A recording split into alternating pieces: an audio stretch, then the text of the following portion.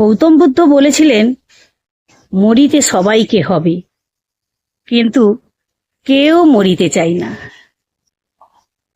আজ বাস্তবতা আরো কঠিন। আজ আমরা সবাই অন্ন চাই, কিন্তু কেউ চাষবাস করতে চায় না।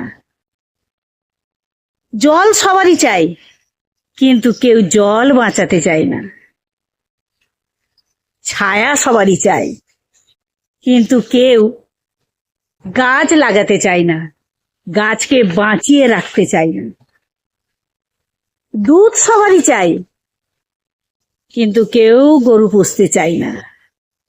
বাড়িতে সুন্দর বউ চাই, কিন্তু কেউ কন্যা সন্তান চায় না। এটাই বাস্তব। সবাই ভালো থাকবেন, সুস্থ থাকবেন।